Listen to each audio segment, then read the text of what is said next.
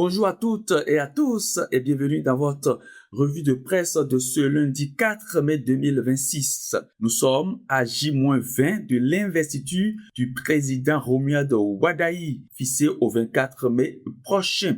Et ce lundi, la presse béninoise se réveille sur deux temps forts du week-end. La journée mondiale de la liberté de la presse du 3 mai et la grande prière de remerciement organisée à Parakou pour confier le mandat de Romuald Wadayi à Dieu. Démarrons cette revue de presse par la journée mondiale de la liberté de la presse. Le 3 mai, journée mondiale de la liberté de la presse a été au cœur des préoccupations de la presse béninoise de ce jour. Nassiara livre une information préoccupante. Le Bénin chute au classement mondial de la liberté de la presse.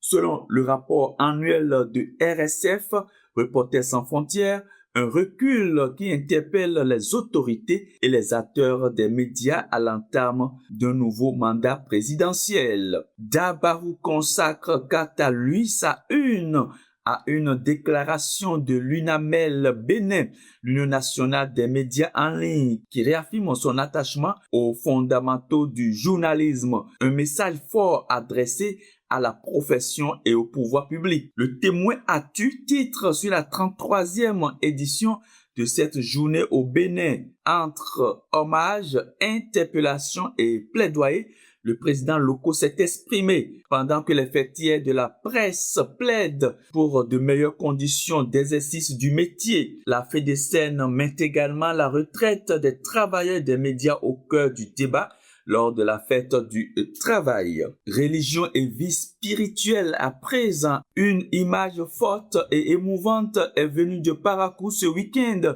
Nassiara titre en page 3. Parakou confie le mandat du président Romuald Wadayi à Allah. À la mosquée centrale de Yarakene, la jeunesse de Parakou s'est mobilisée en masse pour une grande prière de remerciement après la victoire électorale du 12 avril passé. Dabarou rapporte la même cérémonie en ces termes. Les forces vives confient le mandat de Romuald Wadayi à Allah. Imam, sage, tête couronnée, autorités politico-administratives, jeunes et femmes ont répondu présents à l'appel du mouvement des forces vives de la commune de Parakou, sous la houlette de son président Aziz Mama Sani. À l'issue de la prière, l'honorable Inoussa Tchabi Zimé a salué l'initiative avec émotion. Nassiara rappelle également que nous sommes à J-20 avant l'investiture. Le compte à rebours est bien lancé. Le matinal rapporte en page 2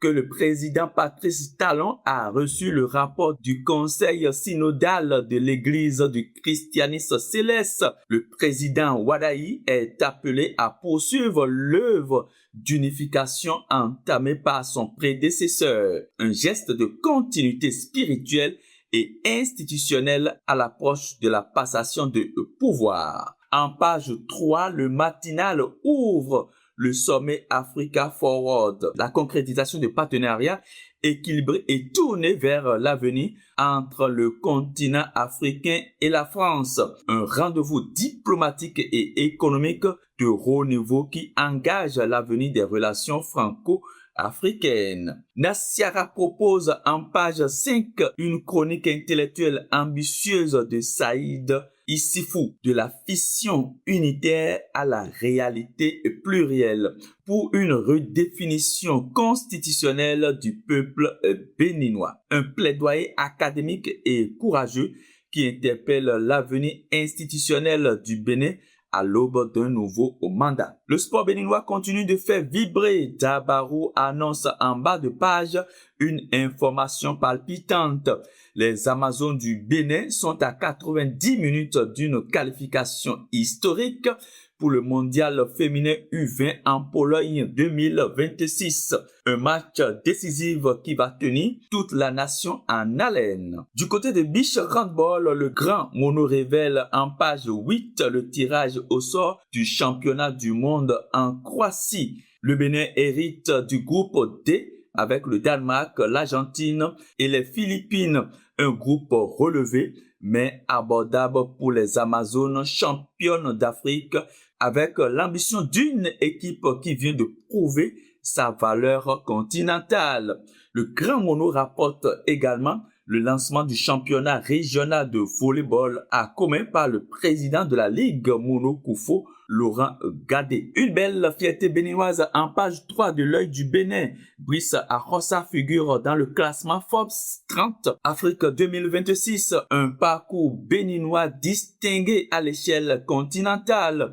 Un modèle d'excellence pour la jeunesse nationale. Dans la Liborie, l'œil du Bénin rapporte que Médecins sans frontières dote le centre de santé de Kalalé en médicaments et matériel médical, améliorant ainsi l'accès aux soins dans cette zone enclavée du Nord Bénin. Sur la fête du travail, le Témoin Actu rencontre des belles initiatives citoyennes à Avrancourt. Les ressortissants de Malabo ont offert des vivres aux pensionnaires de Saint-Camille, transformant la fête du travail en acte de générosité. Grab Bénin ONG a de son côté à célébrer les femmes rurales et les jeunes apprentis d'Avrancourt à Cotan. Et Nassiara rapporte que la CSTB a égrené un chapelet de revendications syndicales lors du 1er mai. Pour les examens, le Témoin Actu annonce que les épreuves d'option du CEP 2026 sont désormais fixées. Les parents et élèves peuvent préparer leur agenda. Le matinal rapporte en page 10 qu'une mission conjointe évalue le dispositif sécuritaire frontière MIDAS entre le Bénin et le Togo, un renforcement de la coopération sécuritaire entre les deux pays voisins qui mérite attention dans le contexte régional actuel.